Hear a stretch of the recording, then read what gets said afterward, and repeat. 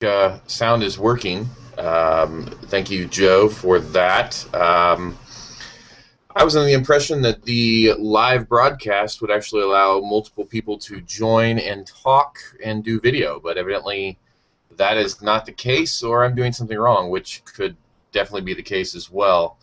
Looks like the YouTube channel is a good 10 seconds, 15 seconds behind, so that might be the delay that is needed for me, so I don't say anything wrong or say any expletives for all the young children out there. Mike Kalimas, that's you I'm speaking to. Actually, I wanted to kind of use this as an opportunity to introduce myself. I am Jerdog on XDA. Well, I will have to invite others, so I'm going to go ahead and invite at the moment. Let's see if we can get this to work right. I'm going to invite Keith, since you've said a few things. Let's get you in there. That would be that Keith Myers, and Mike. Let's get you in, and Joseph. Why not? And let's see here. Let's get Orb in, and let's see here. Adam said he wasn't going to be able to make it.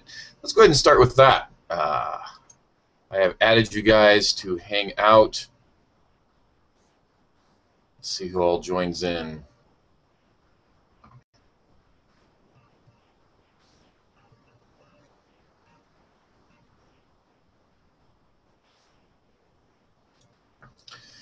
So like I said, I wanted to kind of give this an opportunity. Looks like Mike has joined us. Give us an opportunity to kind of introduce myself, like I said, and then also talk about some of the development works that are out there that people have that they really are liking seeing on XDA. And so something you can add to the comments that we can kind of bring up.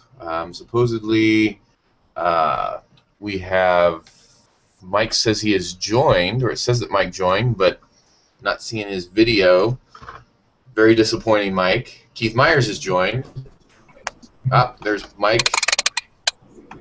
Hey, look, there's Mike's video. Mike is a senior mod on XDA and has some nice pixelating going on in his video at the moment. And he's giving the peace sign. All right. I'm gonna invite Francisco on. Be a good person to kind of talk at the moment. Kind of give us a. Hey, Joe. Good to see you join. All right. He doesn't have any sound, but that's okay. We can kind of see. That's right. It mutes the mic when you first join up. Ah, there you go. Excellent. So yeah, Mike, your mic might be muted. Looks like Francisco's joined us. Francisco, wave to the camera. Wave to the rest of internet world. Wow, he just did. Is that a jump you're doing there for us? Acrobat with 4 fingers. All right, 4 fingers. Can you hear me? I can hear you, Mike. That was Francisco. Yeah. Hey there. How you doing, man? Good to see you. Oh, good to see you too. I will try to avoid showing off my thinning hair by getting close to the camera. I'll back up. You can borrow some of mine if you want. No, you can keep yours. However, I like Francisco's there. His has quite the coif going on there. And of course, what do you mean? What's that? It's a nice head of hair you have. Oh, thank you. So yeah, and then there's Mike over there who has just slightly less hair than I do, and is lighting up for us. I'm going to assume that is a legal cigarette. Always. Always, right. I know when I met up with you in Chicago, you had to have gone up, lit up at least 2 packs during that 3 hours we were together. So, well, good. Well, I wanted to kind of use this as an opportunity, like I said, to kind of introduce myself, Dog on XDA, senior moderator. I'm the OEM relations manager for XDA as well, dealing with the manufacturers and carriers, and then also news writer and a member of the developer committee. And wanted to kind of take this time to kind of test out something we're going to try and do. Kind of talk about maybe what's your favorite development works going on that you've seen on XDA that we can maybe highlight, get some discussion around that. I see Keith Myers, his avatar hasn't moved any, so I'm going to assume that's just a little picture for him. Somebody is furiously typing on the screen. So I broke my webcam a couple months ago. Haven't fixed it. Well, we might be thankful for that. I'm not sure. So. But if you want to, if you guys have any specific work that you like, if you want to post it in here in the comments, either in the over there on Google Plus or inside the chat here, those that have joined, we can start talking about them. I know, Francisco, you've been doing a lot of work with the Nexus devices with your kernel, FrancoKernel. Yes. If you want to kind of give a quick minute or two on maybe some of the new things you might have be going on with that. Okay. You mean right now? Yeah, sure. Talk a little bit. Okay, so I've been working mostly on the Nexus 4 because it's the newest Google device and it's a very powerful hardware and it's kind of cool device and new architecture. So the big thing I worked on and I finished yesterday was a full interface for gamma customization, so you can actually change any type of color value on the device, not just RGB values, but the grays, blacks, whites, saturation, contrast. So it actually works awesomely. The guys from ParanoidAndroid researched what those values were making on the kernel, and together with him, I made the interface, and it's awesome. It's like the biggest thing for now, and users are enjoying, and it's kind of cool. The other big thing about the kernel is that users are not bound to use all the Qualcomm proprietary stuff like MP decision and all the thermal stuff. It's not proprietary anymore because it's all, I made it so I use my own open source drivers, and it's great. Been improving on that, and it's not eating up anymore. The cores are managed very well right now. The original driver is not from me, it's from a guy named Thomas, but I've been modifying it heavily since I got it, so it's performance great, battery is great. I've been using users hitting 6 hours, 7 hours of screen on time, so it's pretty good. Apart from that, I've been working on the Nexus 7. I just released an update for that, using the same hotplug drivers, not just using the Tegra stuff, which sucks. Galaxy Nexus, it's up and running since the last 14 months, so there's nothing really new there, but it's up and running awesomely. Users are happy with it. I started with the Nexus 10 like 1 month ago, but I haven't had much time to actually make something new. But it's running great. I love the device, and the kernel is kind of bare bones right now, but it works. So I can't complain. All the users are happy, so everything's great. Excellent. So what device are you looking at maybe branching out into next after the Nexus 4 and 7 and 10? What are you looking at? I decided, since I came to the US working, I decided not to work on any device besides Nexuses because most of them are closed stuff, and it's kind of hard to actually have something reliable to work on. HTC takes a long time to release sources. Samsung sometimes doesn't release the sources accordingly. Doesn't have a history, commit history, so it's impossible to learn from all the stuff they did before. The ball is on Google's devices right now, so. Yeah. I would agree. Yeah, answering to Mike, I'm living in Mountain View right now, very close to Google. So yeah, it's been pretty cool. So I've been working on the Nexus, and I will keep working on Nexus unless some big OEM will come with a new device that's pretty close to the Google standards, but I doubt it. Yeah. Excellent. Very cool. Now, when do you expect your next release? I know we're not supposed to X ETAs, but for the benefit of the 9 viewers we have at the moment, what's the big thing you're looking at trying to put in the next kernel release?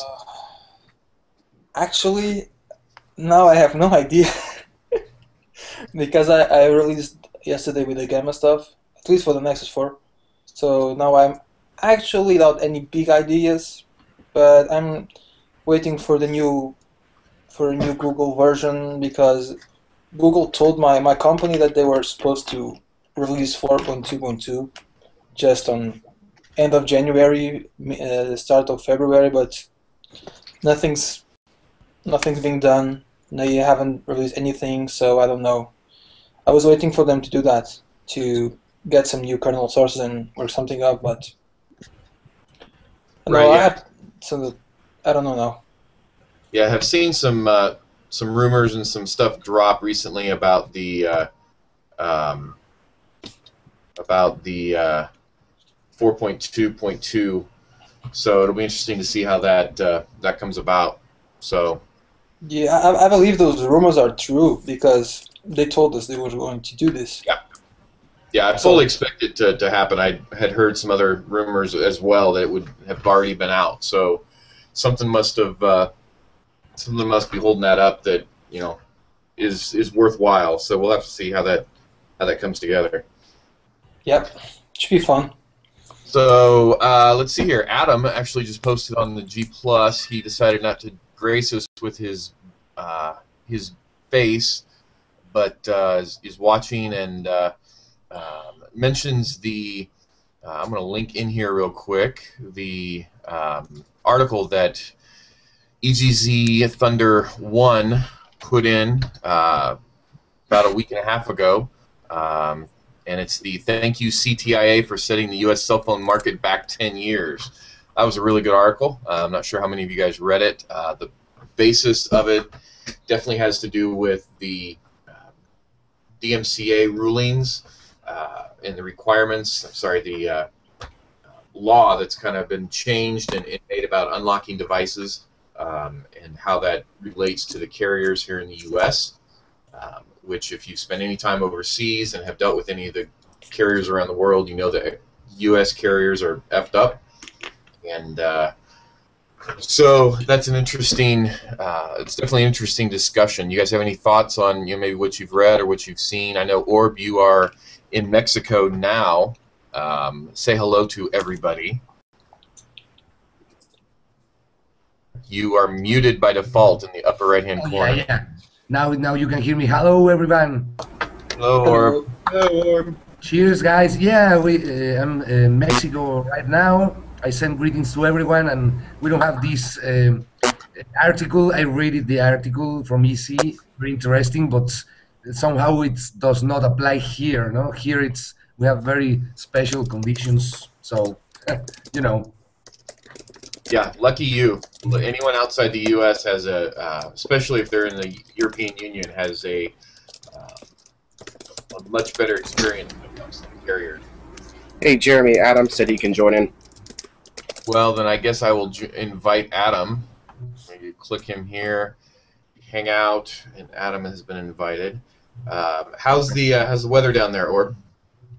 Here we have a little bit of cold, not that much as you guys in the north, but for us 6 Celsius degrees, it's very, very cold.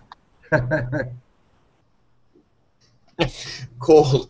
Yeah, Mike, you're up in Chicago. What's the cold up there? Yeah, so it's a nice 3 degrees. That Fahrenheit, wow. Or what's your definition of cold there? Or My definition of cold is this: I am with hats inside house, so 6 degrees for me, it's very cold. Yeah, here where I'm at, it is a balmy 39 degrees Fahrenheit. Damn, that's cold. Yeah, no, You know, guys, you all have heating houses. We don't use that here. That's the difference. yes, very true. So Adam has joined us. Thank you for joining, Adam. Welcome. Hi, Yeah. how are you doing? Hey, Adam. Hey, Adam. Hey, I wasn't expecting to have, like, a hangout. You mentioned something to it, but I didn't know I was invited, so I hadn't prepared at all. I haven't even shaved. I'm wearing my old weekend clothes and everything. So look, so pretty much the same you look every day. Well, no, I shave every day except for, like, Sunday. As you can tell, I try and avoid shaving. I have a nice feature on my razor that keeps everything right at this length. So, yeah, I have no desire to shave. I kind of feel like Jordan right now, like a full beard kind of thing, but it's like much shorter than Jordan's, I was going to say, that's not a full beard. That's like, a 6-week stubble for you, right? Yeah, no, this is actually like 2 days, but it's just ridiculously long for me. I'm always clean shaven. It comes from all that time. I spent a lot of time in the military, about 10 years, so clean shaven was kind of the in fashion thing in the military.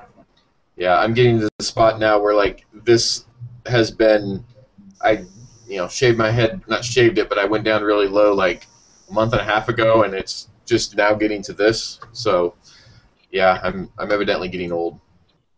Hair does not want to grow on my head as quickly as it does other spots. Joe, you wouldn't know anything about that yet. You're still a little young. Oh. I shaved like 4 or 5 days ago, I think. And it still looks as smooth as a baby's butt. It's still as smooth as a baby's butt, actually. I was in the army too, or in the military as well, and it was kind of cool. I didn't have to shave for like 3 weeks at a time, and everyone was like, "Damn it, I gotta shave every day." Yeah, that's all right. Builds character, right? So so Adam had posted up, kind of talking about the CTIA issues with DMCA, and I'm going to try and use as many acronyms as possible. But anyone else have any thoughts on that before we move on to anything else?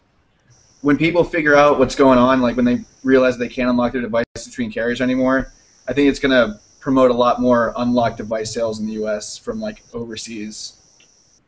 I think you're right. I think that definitely is a good point, Joe. That will. I mean, who do you think that's going to help the most? What carrier do you think is going to really be able to seize on that?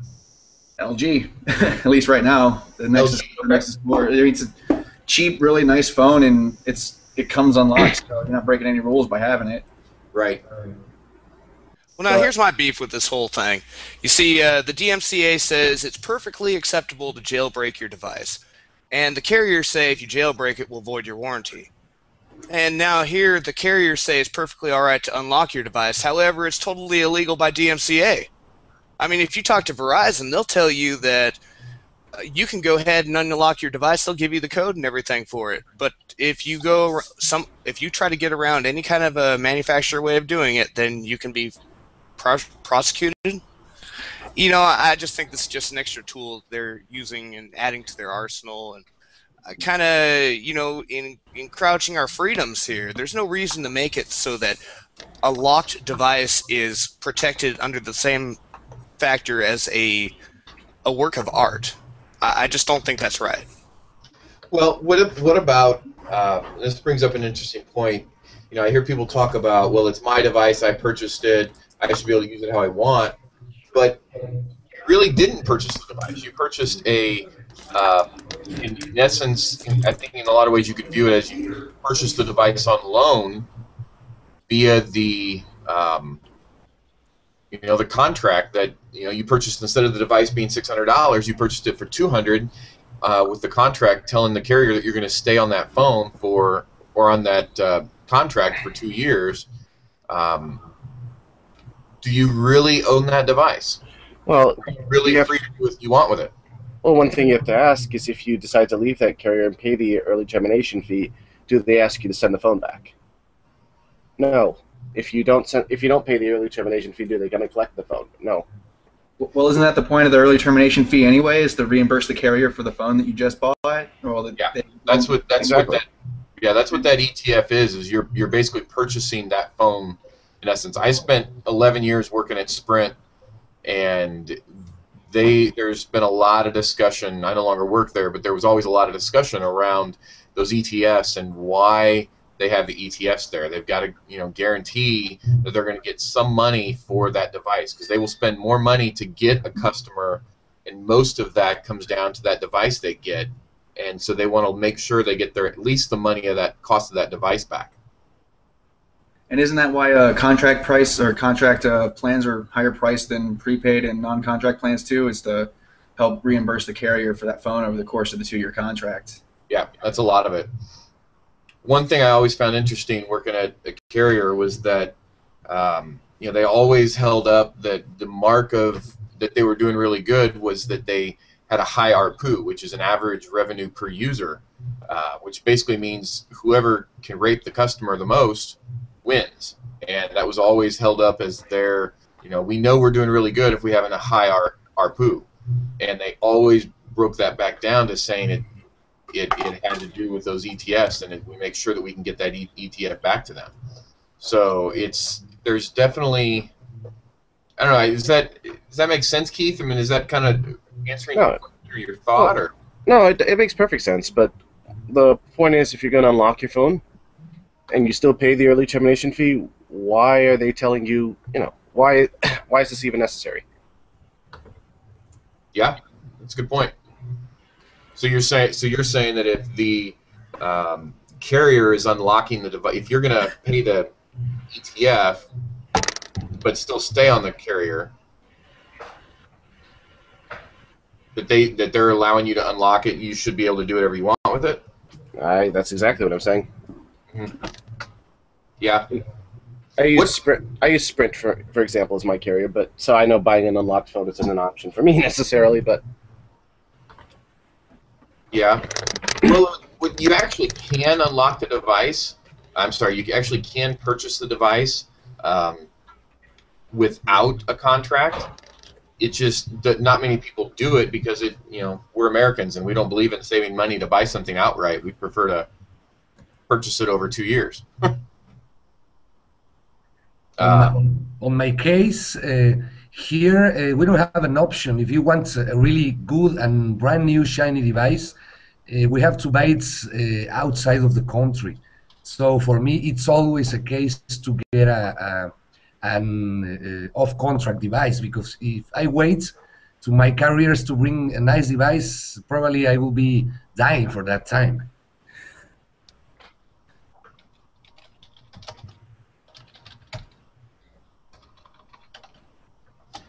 Yeah, so how much are you typically spending? I know we've kind of had this conversation before, but how much are you typically spending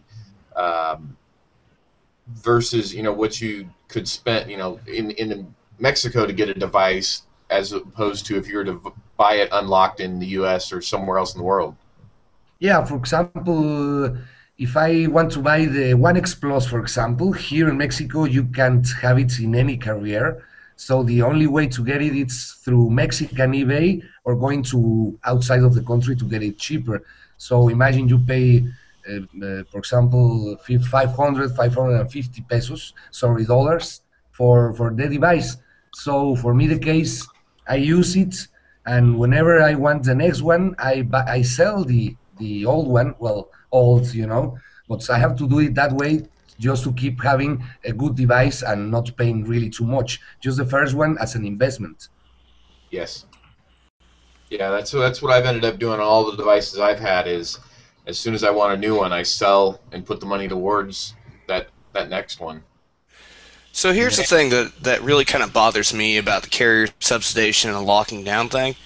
And it's no justification for going out and just unlocking your device even if your carrier doesn't want you to, but I do want to point out that You know, if you use Straight Talk, which is just basically a plan that allows you unlimited just about everything, versus going to AT&T, which you're using the same network, it's just Straight Talk buys cheaper, discounted rates and everything, you end up spending about twice as much over the term of a contract as you would on just a single device. Have you gone out and purchased your $800 Galaxy Note 2 or something, right? You could buy 2 Galaxy Note 2s for the price that you're paying with the contract. So, I mean, why are they even locking it down in the first place? They've already got you. Just kind of pisses me off. Adam, I'm actually going to question you on that. Let's look at the cost for a second. If we take, so say for instance, AT&T, what's the data plan cost for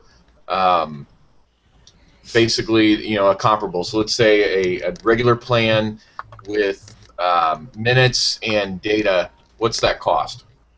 Well, right now I'm paying $90 per month for myself, and with my wife it's about $170. Okay, so if you're saying for you it's $90 at 24 months, that's $2,160. Plus, we'll say for the Galaxy Note 2, it's we'll use the $800. So you're at $2,960 that you'll have spent. Let me write this down here. So $2,960 over 24 months. But if you go with like a Straight Talk where you buy the phone outright, $45 a month. Actually, hold on. Let me change that because let's go back, because 24 times 90 plus the price of the phone is what, $300 on AT&T, right? Mm-hmm. With the contract. Okay, so that's actually $2,460. So $2,460 over 24 months. But if you say $45 a month at 20 over that same time frame, plus $800 for the device, that's $1,880. You're actually spending $600 if you were to just buy it outright and go with no contract. Right, but we're also talking about the difference between a plan that my plan is set for the minimum family talk plan, and my wife has the minimum data. Now, by going over to Straight Talk, we're also bumping it up to unlimited data, and I guess the maximum plan available or something, because you get unlimited data, unlimited talk. So you got to kind of consider that as well. So we're talking up in the $300 range. I don't think I understand it. You're talking about, what are you spending? I'm trying to follow where you say the $300 range. Well, there is no current equivalent to my plan with 14 or like I'm not sure. I think it was like 1,400 anytime minutes and he blanked out there. That screen image from Adam, the last one, it can be a facepalm one. Yes, I wish I had caught that. I'll have to go back on the video because he was deep in thought and then went. Yeah. Actually, one could say he was trying to Tebow, but I don't think he did. I think that the point coming down is that really you actually do save money going with a prepay solution, but what really keeps people from doing it many times is you have to put the money up front, and a lot of people don't like or don't really think through and quantify the results, what it's going to cost them to take and spend that money up front, but what they're going to save on the back end. I think, Adam, what you were saying is that on Straight Talk you have unlimited, but on AT&T there's no comparable because you're at 1,400 minutes and you have right, and that I have the cheap plan for family talk. Yeah. So I mean, I'm going from the cheap plan to more than their most expensive plan. So Yeah. So basically the price difference is a lot. Yeah. So really, what we're looking is, if people would see, and I personally see, Joe, you mentioned, it would help out the people that want to buy unlocked phones. You mentioned LG, the Nexus 4 as one of those options. I think it's if the carrier, like for instance Sony, they're wanting to make a big play into the U.S. I so hope they do. Oh, good God! I hate that there's no Sony in the United States. Yeah, there's a lot of rumors about what the Z is going to actually do when it hits the U.S. how they're going to do it. There's a number of different pieces, but a company like Sony, if they're going to try and make that play, they'd be better off because of their desire from a developer standpoint to stay as open as possible and not lock and not have to be held to the carriers. If they were to come in and really, from a marketing standpoint, push the advantages of going with a prepay, that could definitely benefit companies like them. Oh, I totally agree. At least a couple months ago, I might have disagreed and been like, well, they can still make a play since people can still unlock them and move carriers. But given that that's illegal now, I think Sony might be better off, staying out of the U.S. and letting people buy their phones unlocked. Yeah. The only issue for them would be to make the prices low enough for people to choose that over something like, say, the Nexus 4, which you can pick up a Nexus 4 for $300 off contract. But how much is the Xperia Z is going to cost when it comes out? That's, I think, the big question. There was a lot of talk about it being in the $600, $650, $700 range. So there's a tough piece there on how that's actually going to that's a lot of plan for a device. Yeah, I mean, it's worth it. The phone's going to be super awesome, but it's going to be people like, can I afford to do this right now, or should I just, you can get a crappier phone and choke the 2-year contract? And right, for a lot of people, they're still going to choke down that 2-year contract. I mean, T-Mobile's, all the carriers have, not awesome but decent free phones. It's like, oh well, you know what? I pay a little bit more, but I get a free phone today. So yeah. Deej Troy, the xda-rd, Deej Troy just made a point over here that some people even get discounted service through work. So his 4-line Sprint plan costs him $53 per line per month and includes all taxes and fees. So there is some advantage that some people have with if they have a company they work for that allows them to have some discounts. That definitely can help keep that cost down.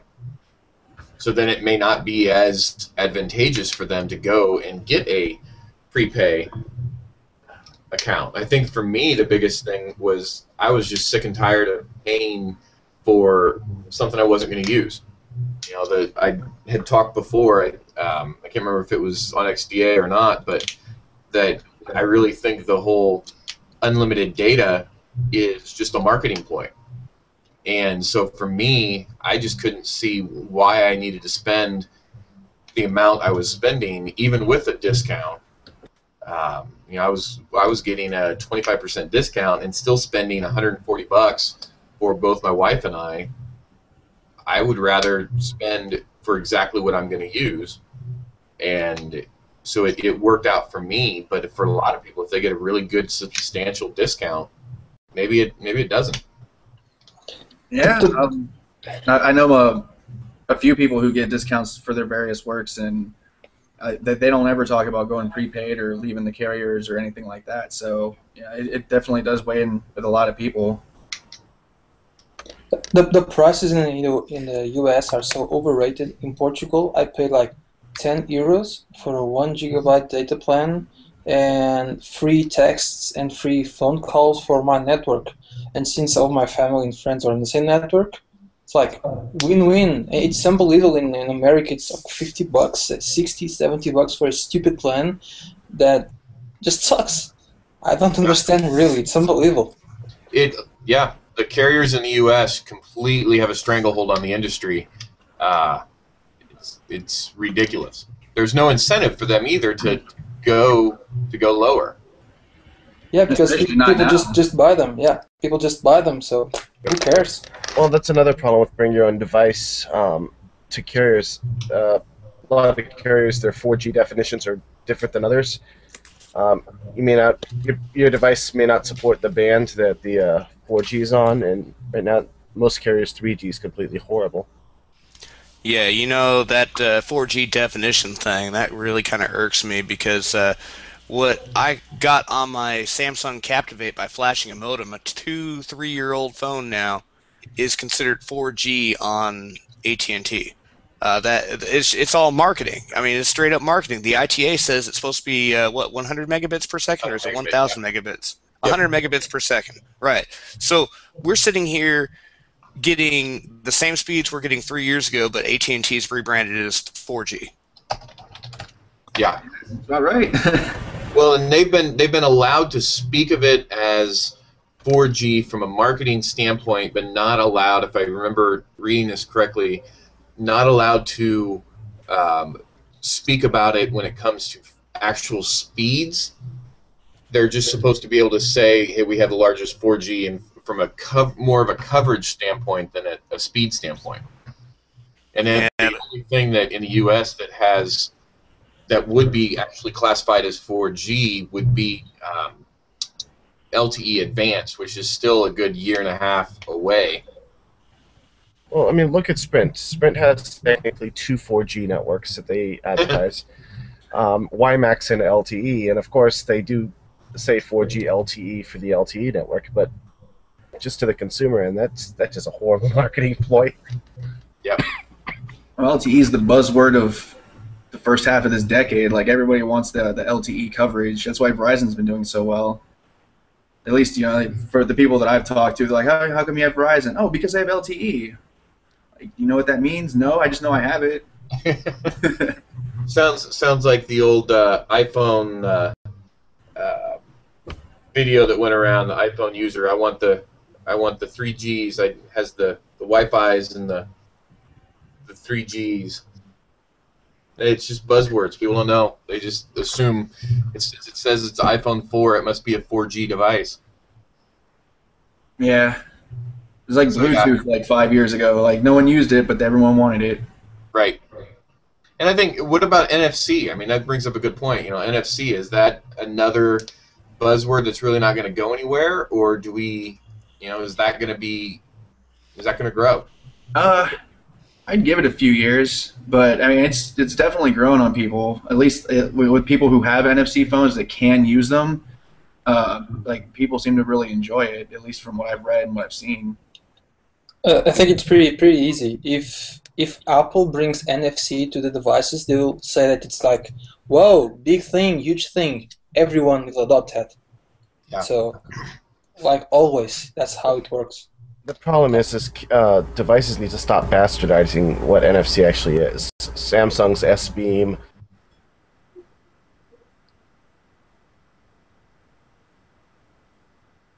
Yeah, Adam, I think you just muted him. I think you just got muted, Keith. You there? Grr. Yeah, you got muted. Try it again. No, what I'm saying is Samsung has their S-Beam, which is technically NFC, with data being sent through Wi-Fi instead of Bluetooth. We need to come up with a standardized how NFC works for it to be successful. Mm-hmm. There's also like carriers that prevent, not like intentionally, but prevent people from using it. Like, I know on T-Mobile, their ISIS SIM cards actually prevent the built-in NFC from working, so that people can use ISIS, but they can't use Google Wallet. Interesting. I hadn't heard that. It was. I'll find the link for it. I read it somewhere like a few days ago. Dude, definitely. Send that to me. Yeah. The Galaxy S2 had all the hardware required for NFC, as far as I know, but AT&T didn't want it because they were preparing to launch ISIS. So everyone who bought a Galaxy S2 has all the hardware, but they don't have any of the software that supports it. Yeah, the 9100 actually did not have NFC, but the 9100G, I believe, did. But the AT&T version, the 717? 777. Yeah, okay, the 777. You're right. It did have it. The hardware was there, but they never allowed it to be used. Well, and then there's the banks. When you talk about Google Wallet, I've been able to put Google Wallet on my S3, my 9300, and also on my Xperia T, and it works great. But you got to do all the spoofing in order to say it's a Galaxy Nexus and whatnot. But it seems like the banks really either don't want it or haven't figured out how to do it right. Well, personally, the most useful thing I find about NFC, these little keychains. When we were at the Big Android barbecue, Yeah. you put your contact information on them, and when somebody asks you for a card or they want to, get in touch with you later, you let them swipe your little keychain. Or over there, I think we were using those neck lanyards as well. But yeah. It's very useful for a quick way to transfer information without having to physically give someone something. Yeah. And also, there are some new devices like Bluetooth speakers that, if your device has NFC, you just have to tap your device and it will pair it. Yeah. Right, and the Android ADK is another example of something like that. Inside of here, there's a NFC tag, and if you scan it, it takes you right to the Android market where you download the app to run this clock. Yeah, there's definitely uses for it. I have one in my car that will turn my volume all the way up and turn on my GPS and turn on my Wi-Fi hotspot, and as I'm driving, and then when I walk in the house, I have one that's right in the garage that I tap, and it puts everything back the way it should be, and I have one at my desk. There's uses for it, but how much of that, I know somebody that instead of using NFC, they actually use Tasker to do the same thing. So it'll be interesting. Francisco, you made a good point. I think that you have, as soon as Apple decides to put it in there, then all of a sudden it'll be be revolutionary, and they'll have a big video about how it's transforming the universe, and that may be the time that everything explodes, because everybody seems to think that if Apple does it, then that means it's going to be successful. Well, they do good marketing, and Android doesn't, Google doesn't, and that's why Apple is so famous, because they do marketing, they sell it to people, and until Google starts doing that crap, they won't ever be selling as much as Apple. I mean, Google as Nexus devices, they won't ever do that.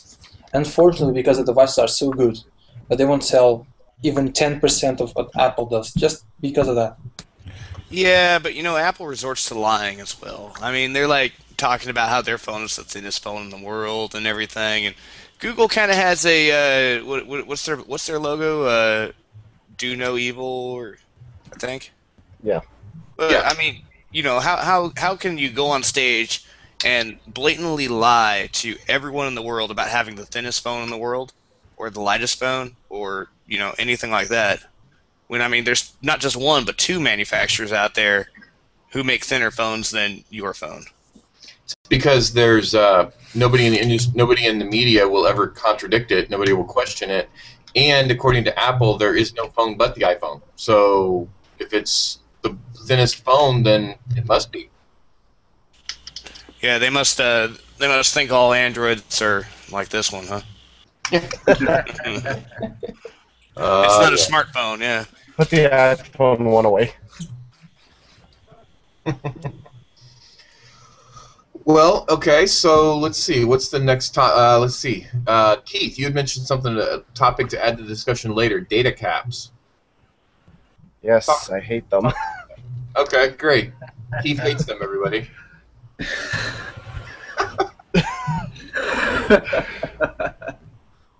Well, Say more. Well, if you look at it this way, it's trying to solve a problem that shouldn't exist because of carrier cutbacks. Okay. There was a great video on YouTube, but it explains why data caps are fairly pointless. Mm-hmm. What? And they really are. And frankly, the data speeds I've been getting, even I have a 4G hotspot with Sprint. Okay, it's the Tri-Fi. Yeah. Doesn't matter what band I'm on, 3G, 4G, I can't get anything to work on there. And it's just their network is overcrowded to begin with, and data caps are not going to help with an overcrowded network. I think that's the point of the data caps, is so that everyone doesn't continue to use the network. They've got everyone spaced out throughout the month, and if everyone has a data cap of say 200 megs, then this person runs out on the 15th, this person runs out on the 16th, and so on and so forth. It kind of is a smart way to regulate bandwidth. Not that I like it. I don't know, Adam, because having spent the time I did at Sprint in the back-end network, there's more bandwidth than they know what to do with. It's kind of like the carriers the cable companies, that all they have to do is flip a couple switches, and it's a proverbial switch, but it's more than just that. But they could turn on much faster speeds for their internet, and they don't. I live in Kansas City, where the Google Fiber is literally one of the neighborhoods that has it is literally, I think, 5 miles from my house, and the cable companies are just quivering in their boots, because I know people that work in Time Warner, and they can do it. They could do a gigabit if they wanted to, but they have no incentive to prior to Google coming in, because they just have to be, it's like the carriers, they just have to be competitive with the next one in town, and all of a sudden somebody comes in and shatters their model, and there could be shown to be the emperor's privates being shown, that they could do it, they just don't want to do it. I know that's not like that everywhere, especially like, say, on Fort Polk, where I work. Mm-hmm. We've got a whole bunch of people there, and just about everyone has a smartphone if they're a soldier, because they need to have their email on the go and whatnot. And, it's like you were at the I.O. convention, and I could really relate to that. What was the I.O. convention? Was that a hotspot thing, or was that a actual cell phone data thing? Yeah, well, it was cellular data. No one could get on, and if they had a Wi-Fi hotspot, which I don't know if they did, but that would have been flooded too, with 10,000 or what 2,000 people with smartphones trying to access the internet at the same time. Yeah, I remember hearing something. I thought it had to do with all the different internet Wi-Fis that they had, not actual data, but from a just a access point set around that they had lost data. But I think, yeah, it's a good point. If everybody was trying to use multiple hotspots, yeah, it's going to congest the network in a small area. I know when I worked at Sprint, there was for a long time a section of the Sprint campus where basically you could not get Sprint service, even though you worked for Sprint and you were on the Sprint campus, you couldn't get Sprint service. So Fail. That's good engineering. Very good. yeah. Yeah, they finally put a couple extra towers on there and went, maybe we should be able to use our service that we're trying to sell. By the way, I just remembered something we should talk about. It was on the portal, XDA portal, about the ParanoidAndroid ROM. I think it's a pretty big thing, and the things they've been doing there, especially the Pi thing. I don't know if anyone is familiar with it. It's pretty big. It's very different from what the other big ROMs are doing, like Android OpenKings project and Cyanogen mod. It's completely different, and it actually helps the user. It's not a gimmick. It's not a buzzword. It's something that's really important. I think they deserve some time to talk about that. I would agree with you. Who all here has used ParanoidAndroid actually on their device? I've used it before. I'm not running it currently, though. Yeah, you should try it. You should try it, because I think they just deployed the 3.0 version 2 days ago or yesterday. Yeah. And it's a pretty big deal, especially because you don't have to run the stuff they've been doing. It's just an extension for the extended desktop. You can save some screen real estate while having a real handy gesture-based interface where you can just, you don't need it, it's not there. You need it, it's there. It's seamless experience, a very good experience, and it's unbelievable. Yeah, really good. I actually put that Pi. See, I think I have it on here. Yeah, I even put that Pi on my devices recently, and just have really enjoyed it.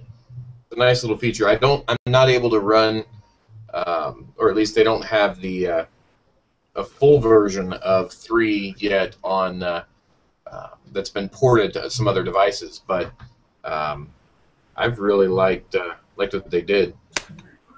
Yeah, I don't know what they've been doing. I think they just work on the Nexus devices, so it might take a while for the devices to catch up. Yeah, I talked to Molzer Cumming, and it said that they originally had started some devices, and then it just became a pain to try and support, and so they only officially support the Nexus devices, and if somebody wants to port it, they can, but they're not going to get official support. Yeah, I kind of understand what he means. Yeah. Yeah, but it's pretty big. I hope it gets more love from the community because it really deserves it. And like the data stuff you guys were talking about, it's competition for ChallengerMod and the other guys, so it's good. It's real development, not just buzzwords, and that's counts very much to me. Yes, agreed. We need more real development out there instead of just ROM ports from one crap to another. Oh yes, please. Yes. Yeah. And that counts for kernels as well. Same thing. What are you running? What ROM are you running right now, Francisco? Oh, good question. I don't know because my devices are all with custom kernels or whatever. I'm always breaking them. But I think on one of them I'm running the Raspberry Jelly ROM. It's a custom ROM, mostly AOSP based from a guy named Rascarlo. I think I named it correctly. It's pretty big on the Nexus ones as well because it's very AOSP based. It's very fast because it contains some patches from Linaro, I think, and it has a unique UI, customized UI, based on colors. So I can't really describe it because it's really close to stock, but it gets a lot of love from the community because it's I'm sorry for the word, but it's a no bullshit ROM, and I kind of like it. I think I have a ParanoidAndroid on another device, and the rest are just stock. I don't have time for ROM stuff. Yeah. Yeah, that's basically it. Yeah, I actually run CyanogenMod ROM with FrancoKernel on my Nexus device. Good job. Who developed that FrancoKernel? I don't know. Did you? It wasn't me. I'll take credit for it though. How's that? Okay, you can have it. I'll see if I can get some donations. Isn't that what everybody does? Is take credit for someone else's work and get donations? Mostly, that's how it works on XDA. Mostly just credit and give me donations, please. Yeah. We're working on that. Please work on that. Yeah. It's so needed. Yeah. It's a definite. It's a pain. Yeah, I've developed a few things in my life, and as you can see, I'm pretty good with this kind of thing. So. Yep. Now I know. What are you running, Joe, on your device? On my Nexus 4, I've got CyanogenMod 10.1, and then on my Note 2, I'm running Jedi X9, I think it's called. Okay. It's a stock TouchWiz based ROM, and it makes when you pull the S Pen out, it makes Star Wars noises or lightsaber noises, and that's literally the only reason why I flashed it. That's almost worth it though. Yeah. Yeah. I know there was I don't know if it was out there in the market. I don't know if it's still there, but you could get a device. Get an app that as you moved your phone around on the with the accelerometer, it would do lightsaber. Oh, that's still around. I've seen a few people with it. Yeah, it's fun and geeky, and yeah, something I know Mike wants to have on his. So yeah, what about Orb? What are you running on yours? I'm on stock. I just got HTC Butterfly just a few minutes ago. I haven't even opened it, so I'm on stock. Show us the box. Hold on. See, Orb's cool. He has a curtain behind him. That's a box. I haven't opened it. First Nice. Hangout. Why did you buy that device? What reason? What reason? Because I love it. I love devices. I love this brand, and just I get it. I sold my X Plus, and I get this. Orb is a big HTC fan. You haven't even opened it yet? No, here it is. This is a collector's item? No, of course not. I will open it. Oh, okay. Okay, Just send it to Adam so he can unbox it, right? Yeah, I'll do Yeah. it for you, Mike. Oh man. Nice. You have to ditch HTC sometimes, man. Oh yeah, I know. I understand. All my friends, I know what's happening with that, guys, and shame about the not friendly with developers. I just like the design of the devices. That's more for me. Yeah, I think I've given you a hard time at the barbecue. I think a few times. Yeah. But it was very cool. That's okay. Yep. Well, we got to play with the Droid DNAs before it came out there in the XDA booth at the barbecue, and that was definitely interesting. The device is pretty cool, anyway. It's HTC, but it's pretty cool. Yeah. Yep. I didn't say this. We have it on record that you said that. Oh, shoot. Mike, what are you running on your device? What's that? Somebody, yeah, you can have little Google effects that go on in the Hangout. So Mike is saying, since I guess he doesn't want to talk, he's running Cataclysm just for its call blocker that's built in. And that's what he's running.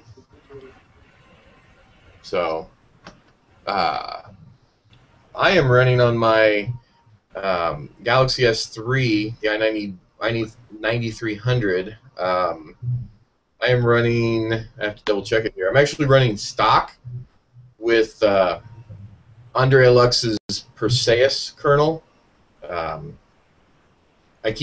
go back and forth with CyanogenMod and with a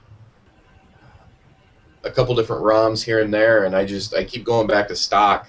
But I have used the exposed framework, so I have a whole lot more space on my device, making use of the nice 4.9 inch screen, and have a nice TARDIS case on it. Big Doctor Who fan. And then on the Xperia T, I'm running the official Jelly Bean that was just released on it. I was running CM10-1 on it. I'm sorry, CM10, and had a crazy issue a couple weeks ago where, I guess it was, 2 weeks ago, all of a sudden my APN settings disappeared and they would never come back. no matter how often I reset it or tried to add my own in, and it just crapped out. So I went back to stock and used that for a while, and so I'm kind of going back and forth between this and the 9300 right now. And then I think I'm running stock too on the Note 10-1. Now that I think about it, I go back and forth between CyanogenMod and stock on it. So relatively plain and vanilla at the moment. My wife is running stock on her Nexus 4. I've learned to not mess around with hers too much, her phone. And That's wise. You've met my wife. It's wise to not mess around with her her device. So I'll. Did you at least root it? Yes, it is rooted. It is unlocked, and I actually had the device when I got it. I refused to let her have it until we had a case for it, and so I ended up using it for about 2 weeks.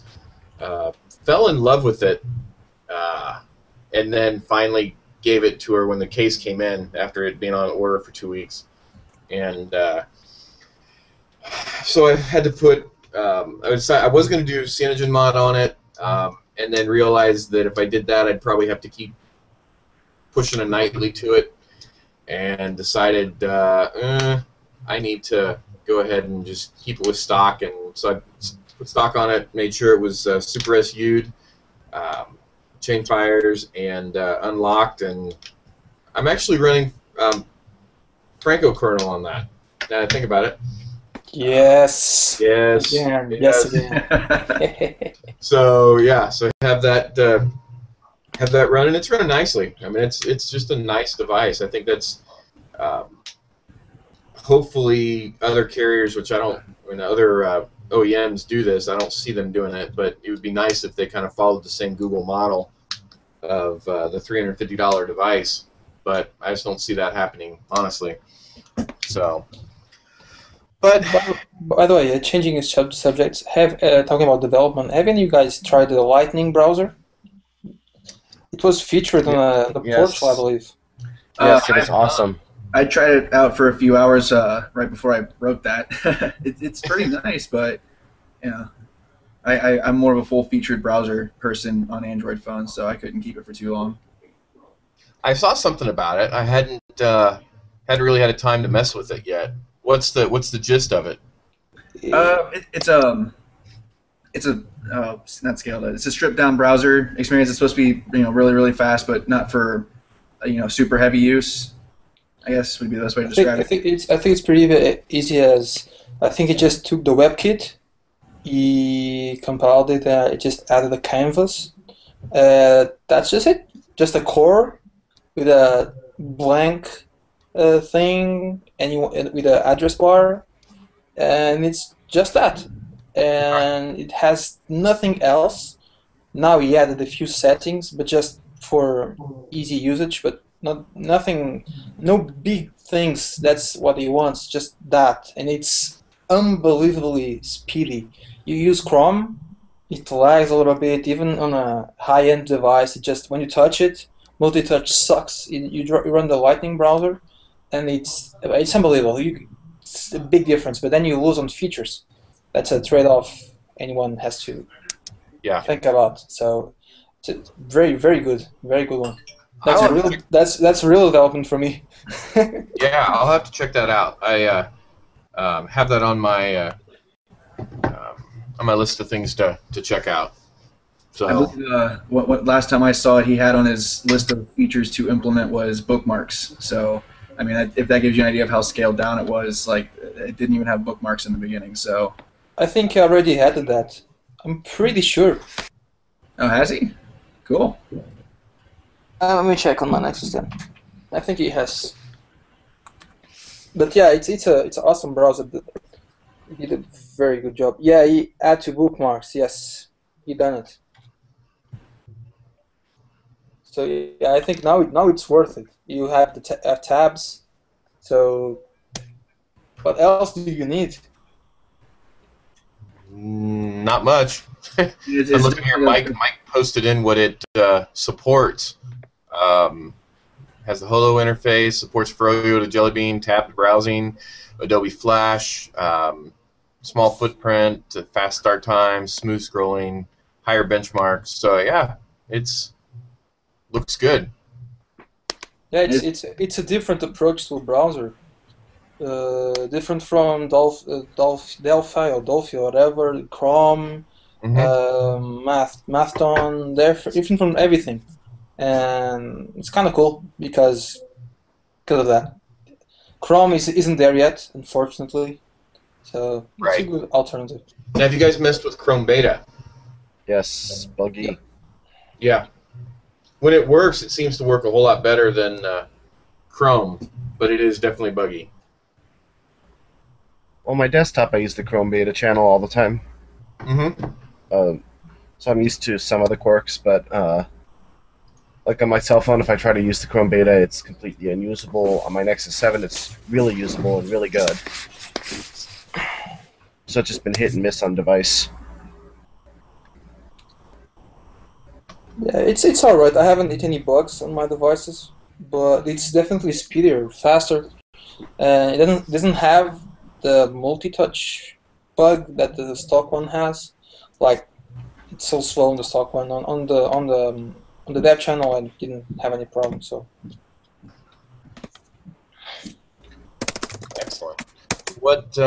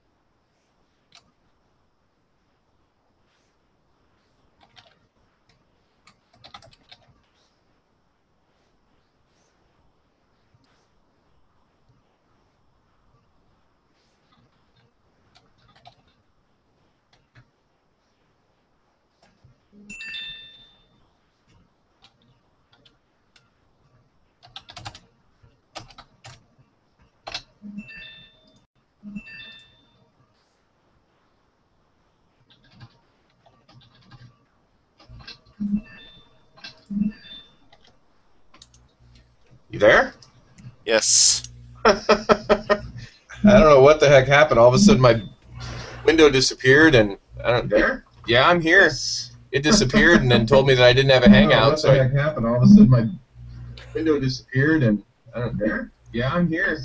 It disappeared, and then told me that I didn't have a Hangout. Okay, let me shut off my YouTube link. Yeah, sorry about that, guys. Is this all going to go into the same video, or are we like now doing like a second? It'll be on the same video. I'll edit that all down. That was funny. My screen just all of a sudden disappeared, and so I assumed, oh, what the heck happened? So I went trying to find it, and it didn't show me I still had one going. So I went and created another one, and yeah, good times. Good times. So Your computer needs a new kernel. Yeah, we need a whole new kernel. You need to do a kernel for us, will you? No, I'm past that. It's not fun to do kernels for desktops. Yeah. It's fun. I did that once It's and not. said, never more. It's not funny when it takes 2 hours to compile and it gives you like 3,000 modules and you don't know, okay, what do I need this for? It's not funny. True. Oh, goodness. Well, let's, yeah, sorry about that. This is slated to go until 10:30 anyways, but, so what, that's 5 minutes from now, 8 minutes from now. But, Is this on the same link that the previous one? yes, it is the same link. Hmm. I'm gonna. Somebody just commented saying they've never seen a Hangout end like that. Yeah, me neither, actually. Should still be live. Yeah, it is. Yeah, so how often are these Hangouts going to be? Actually, we're kind of looking at some options. Something I was talking with Jimmy McGee, the XDA's social media manager, and kind of talking about some ideas. And then tonight, I just decided, hey, I'm just going to do one for the heck of it. Yeah, because if the Hangouts are like published on the XDA portal, tons of people watching them. So yeah, and actually, what we're looking at doing, yeah, we're looking at possibly doing some with some developers, some question and answer with developers, kind of like we're doing now, actually, but making it a little bit more regular, exploring a lot of different options. So I decided to just do something out of the blue and impromptu, and just kind of see if it works, and if it's great, which I think this works. I think this is something that we can do on a little bit more regular basis, and we don't have to make it so crazy and malformed as I've seen others do it. But I think we can definitely make it something that can be pretty inclusive and get some questions and such. So no, I hope you guys make it happen. It's fun. It's a really good idea. Like a live XDA thing, like every week, is something that XDA has been needing for a while. Yeah, ever since Hangouts came out, a year ago is, when Google Plus came out, a year and a half ago, I guess now. I kind of had it in my mind of trying to do it, and like I said, Jimmy and I have been talking a little bit about it recently, and I'd love to try and get some of the OEMs involved as well. So that's kind of in the grand scheme of things, and we'll see how this works. Hey, I mean, you could also always like rip the audio out of this and make it turn it into a podcast, like a weekly podcast for XDA too. Yeah. Just upload it to a few sites. Like I know some places it's really easy to add it. Right. No, it's not a bad idea either. Get their weekly fix with XDA and listen to it instead of reading it or watching it. They get that additional option to listen to it. Right. Do some editing out so we can get rid of some of the dribble. Some people like the dribble. You never know. To kind of throw some sound effects and whatnot in there that didn't have before. Yeah, let me ask you something. Why does XDA better? Why doesn't XDA publish paid apps on a portal?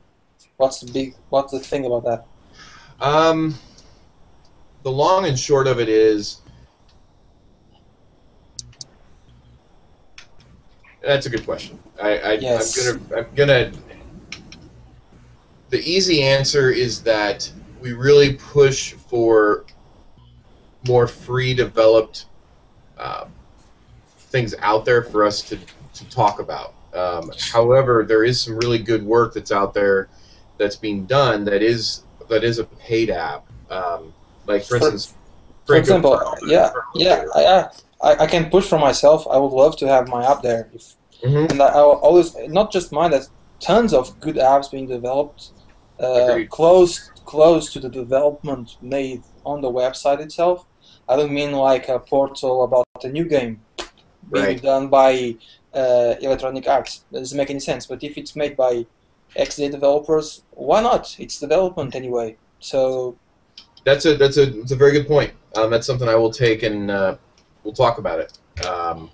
I know it's been something we have talked about before, and it's something I think that bears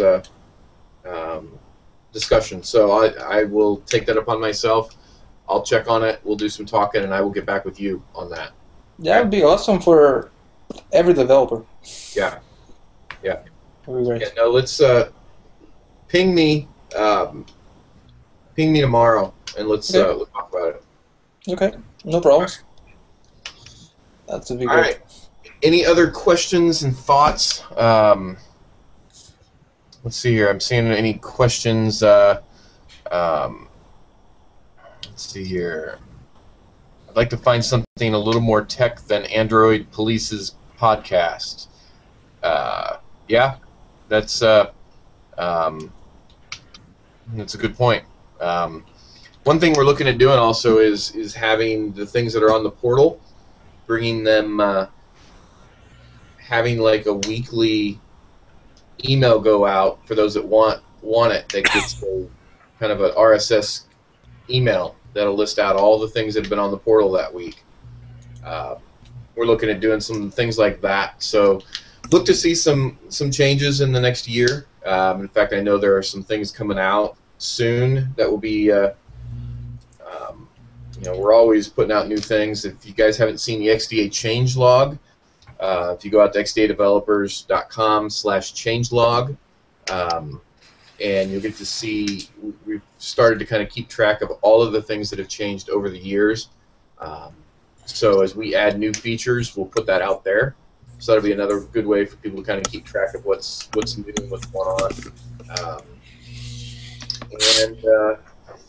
And yeah, so that's that.